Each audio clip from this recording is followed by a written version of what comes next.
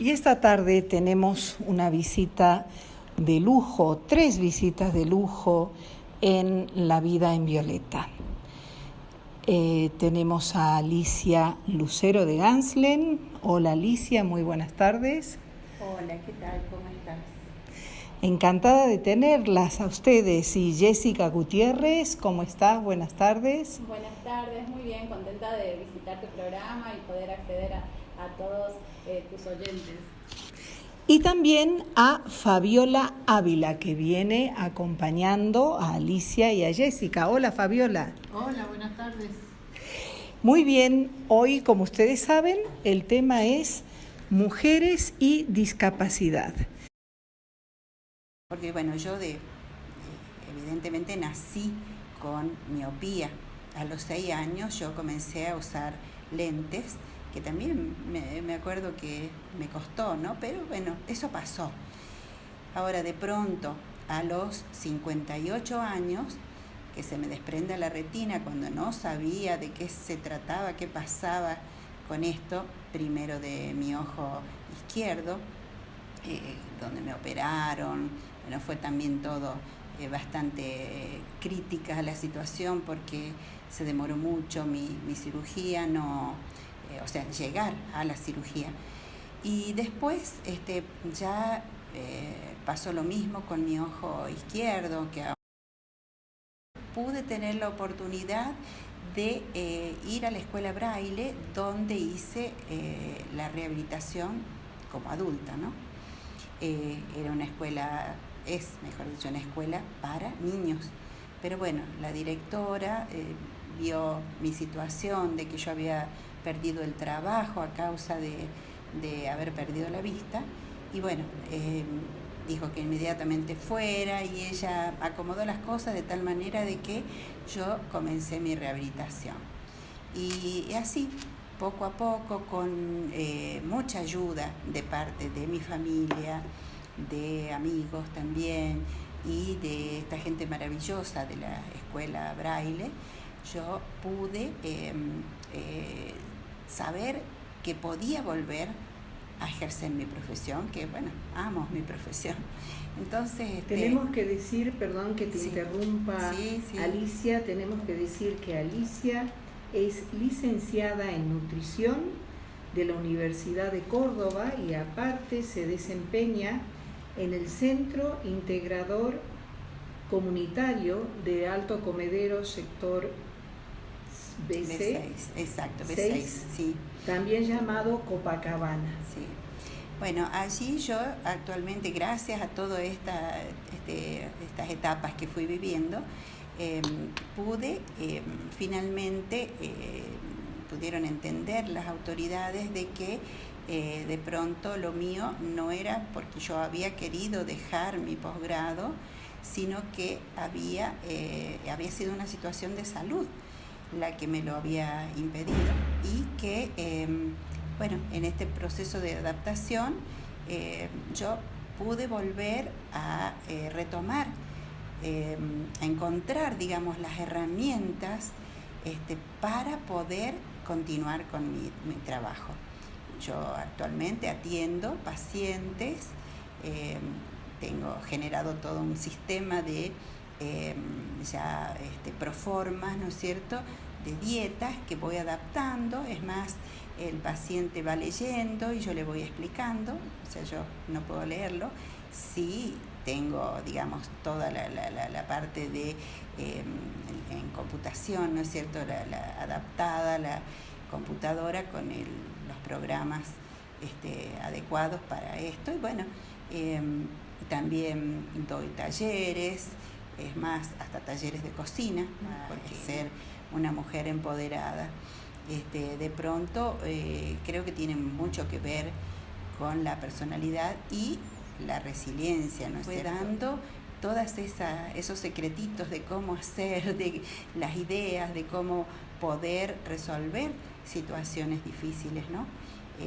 Hace un rato, antes de comenzar este programa, hablábamos de mi primera salida con el bastón a la calle, de que me vieran los vecinos, de repente de haber sido una mujer tan libre, tan activa, salir con esta disminución, ¿no? De tener que salir con la ayuda de un bastón, pero animarme a enfrentar la mirada que suponía que a lo mejor había mucha gente mirándonos y bueno, decir, bueno, esta es mi forma de poder seguir haciendo lo que quiero, lo que me gusta, dejar de lado esa vergüenza y salir y poder llegar a movilizarme y hacer justamente todo lo que estoy logrando hasta este momento, como lo que decías, de haber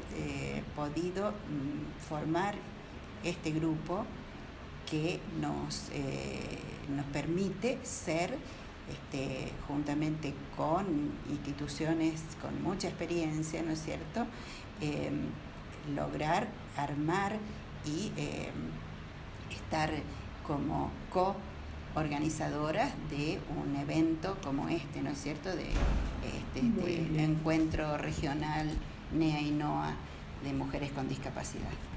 Excelente.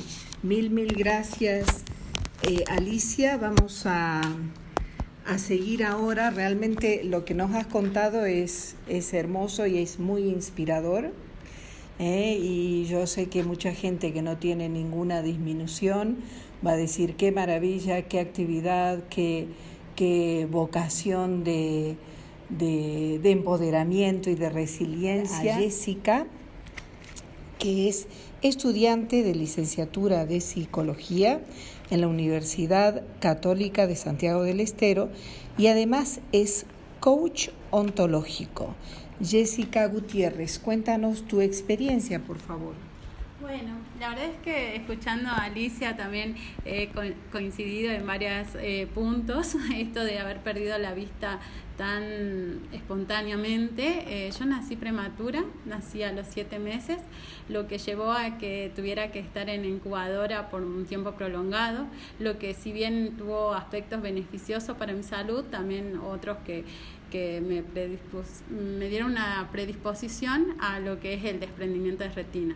A los 5 años, cuando estaba en jardín, nos dimos cuenta con mi mamá, porque uno es pequeño, entonces por ahí no entiende estas cosas, ¿no? Y me acuerdo que fue un shock bastante pronunciado en nuestras vidas cuando le dije a mi mamá, mamá, ¿vos ves de los 2 ojos? Y mi mamá me dijo, sí, ¿por qué? Y le digo, yo no. Y ahí empezó la alarma. Y fue ir al oculista, fue ir a 1.000.000 de médicos y cuando nos dijeron no, perdió la vista, se produjo un desprendimiento de retina y no podemos hacer nada porque pasó hace tiempo y ya la retina estaba adherida a otra parte del ojo. Entonces ya no había nada que hacer, el ojo derecho estaba perdido. Desde ahí empezó una serie de tratamientos, lo que implicaba un gran movimiento, tanto económico como físico como emocional, ¿no? Porque no dejaba de ser una niña, más allá de que solamente podía ver de un ojo. Y eso también implicaba muchísimos problemas en cuanto a lo educativo. Yo por ahí mi historia la van a ver muy relacionada a lo educativo, porque es donde paso más tiempo de mi vida. Entonces, cuando estaba en la escuela veía de un solo ojo, y eso le costaba entender a la gente, porque para algunas personas era, y no, juega que no ve, y sí, ve, cuando quiere ve, y no era tan así, ¿no? La discapacidad era entendida desde otra manera, o eras en serio que no veías nada, o realmente te hacías. Entonces la pasé bastante mal en ese tiempo. Luego a los 10 años me acuerdo que un día empecé a ver sombras, era febrero, justo carnaval pleno, empecé a ver sombras. Y yo dije, ¿qué pasó? Igual estaba muy asustada, me acosté a dormir. Al día siguiente sentí solamente el sol y no lo veía. Y ahí empezó mi preocupación, porque pensé que estaba dormida, me volví a dormir y cuando me desperté y me puse las manos en la cara ya no las veía. Y ahí comenzó otra vida. Yo siempre digo, ahí empecé a ser otra Jessica, porque ahí tuve que aprender muchísimo, tanto yo como mi familia. En ese momento empezó el tema de operaciones en Buenos Aires, 1 año entero, lo que, como te digo, implicaba otra vez muchos problemas en cuanto a lo emocional. Me desprendí de mis amigos, de mi familia, estaba con mi mamá allá, mi mamá tenía peligro de perder su trabajo, económicamente estábamos muy mal, realmente fue fue un todo. Realmente ahora que lo recuerdo, me acuerdo todas las cosas que se me pasaban por la cabeza. Me acuerdo que con 10 años pensaba en se acabó mi vida. Fue ese el pensamiento primero, y después jugando un poco con el prejuicio que había, que yo también lo tenía, porque hasta ese momento yo era una persona, entre comillas, convencional como todos. Entonces era, ahora voy a tener que aprender a cantar, porque en ese momento todas las personas con discapacidad cantaban en las peatonales. Y yo decía, ahora voy a tener que empezar a cantar, y bueno, y empezaba con ese prejuicio mío. Luego ya no había nada más que hacer, porque pasé por cataratas, pasé por desprendimiento nuevamente, un millón de otros problemas que tuve en cuanto a lo visual. Decidimos volvernos a Jujuy con mi mamá. Nos volvemos y dije, ¿y ahora qué hago? Estuve 3 meses depresiva, muy depresiva, no quería salir a ningún lado. Mi familia no sabía, buscaba por todos lados, porque no había tanta información como hay en la actualidad. Entonces mi familia era, ¿qué hacemos? Y ellos querían ayudarme, pero no podíamos, porque no teníamos las herramientas. Y conocí a la misma persona que nombró Alicia, a la profesora Elvira Sosa de Vallejo, quien era la directora de la Escuela Especial número 11 Luis Braille de Palpalá, que esta escuela tiene una característica especial, ¿no? Yo la recuerdo con mucho cariño porque me enseñó a vivir. Y suena muy fuerte, pero te enseña a que, muy a pesar de que no veas, todo es posible. Y te enseña también, porque uno ve en otras personas, a mí me tocó, mi primera compañera ciega se llamaba Abigail, quien hoy es mamá y trabaja y todo, que yo cuando la conocía decía, ¿cómo hace? Porque se movía para todos lados, estudiaba, y yo aprendí mucho de ellos, muchísimo. Desde ese momento estuve 1 año aprendiendo braille, aprendiendo orientación y movilidad, que es el uso del bastón, que al igual que Alicia, la primera vez que salí me sentí que tenía alas, y yo se lo decía a mi mamá, sentí que tenía alas porque siempre salía acompañada de alguien, y salir sola era todo un lujo, ¿no? Uno lo toma tan común, pero para una persona que dependió tanto tiempo de un otro que te lleve, que le tenga que gustar lo mismo que vos, que tenga el mismo interés de ir a ver al mismo grupo, porque no dejaba de ser un adolescente común, ¿no? Entonces conseguir a otra persona que quiera hacer lo mismo que vos era realmente un reto, y poder hacerlo vos sola era un lujo, que la gente hoy mucho no lo valora, ¿no? Esto de salir solo, pero para uno que no lo pudo hacer mucho tiempo es algo así. Después que estuve en la escuela Braille me integraron, que en ese momento se llamaba integración, hoy ya no tiene el mismo nombre, en la escuela primaria. Y algo que me gustaría como recalcar fue que cuando fui a esta escuela, cuando hice la fila para inscribirme como todos los alumnos, cuando me tocó el turno a mí, el profesor me estaba inscribiendo, y cuando vio que no veía me dijo, yo no la puedo atender, no estoy preparada. Y esa es una palabra muy común que se escucha en cuanto a la discapacidad, ¿no? Todos creemos que no estamos preparados, pero yo en ese momento con 12 años dije, yo tampoco estaba preparada, mi familia tampoco estaba preparada. Y nos tocó, y aprendimos que desde esa discapacidad yo tenía que usarla para mejor. Ahí quizás empezó lo mío con esto del empoderamiento, entendiéndolo al empoderamiento como ese proceso, ¿no? Que lo hace uno mismo, ese proceso de empezar a valorar esas características. Y a mí me pasó eso, yo tuve que aprender y hacerme cargo de mis limitaciones y aprender qué hacer con ellas. Hasta el día de hoy, que estoy en el ámbito universitario, me pasa eso. Mucha gente, compañeros, se encuentran con que no están preparados. Y yo siempre le digo, que esto lo leí en un texto de Scliar, que él trabaja mucho sobre pedagogía de la discapacidad, que él dice, no hay que estar preparado, hay que estar disponible, hay que ser responsable. Y responsable implica esto de responder con habilidad.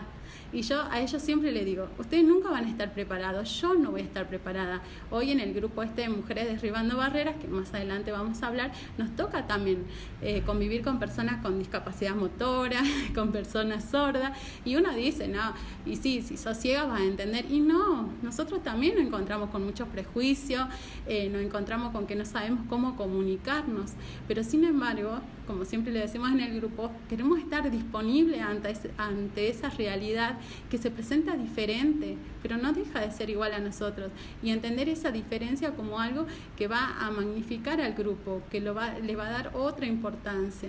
Entonces creo que de ese momento entendí que para la discapacidad o para los diferentes no hay que estar preparado, hay que estar dispuesto. y ser responsable de eso, ¿no? Poder responder con habilidad ante eso que se nos presenta. Entonces desde ahí fue mi empoderamiento, hoy espero terminar mi carrera.